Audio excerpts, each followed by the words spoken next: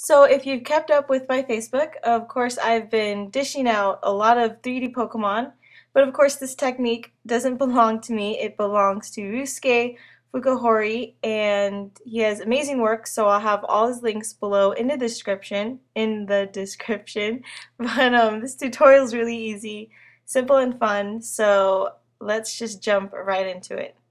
What you'll need first is, of course, a container, which you can get from the Asian market, from Michael's. Just look for a really nice, simple container.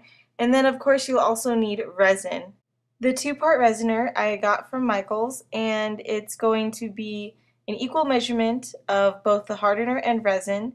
Once you've measured it out properly, you want to mix them both very thoroughly.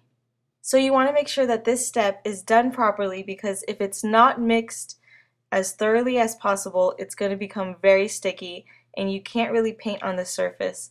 So make sure you do this step right. Now once you're done, you can begin to pour the resin into your container and make sure the first layer is as thick as possible. So I thought the fish would be a best way to show you guys how to start off a 3D resin painting. Now here, if you're going to do a fish, you want to start off with the fins, and you want to add as much detail as possible. Do the tail, the fins. You don't have to do the body. The body will be like the second or third layer, and most of these projects will have about 20 to 25 layers, even more. It depends on how detailed you want it to be. So a few tips about this project is that if you add a very thick first layer, you're going to get a really nice shadow at the bottom. And keep in mind, this project is not really tedious work-wise, but it takes a lot of time because what you're doing is basically waiting just for the resin to dry. So if you do plan on doing this project, I would actually start even 10, maybe 5 resin paintings, so that at least it keeps you busy when you're trying to wait for the resin layers to dry separately.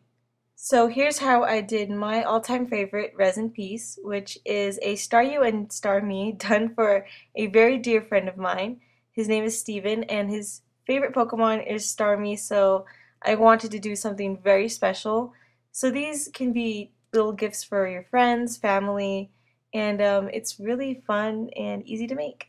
So here's several examples of what I've done. I've been very, very busy with these resin pieces.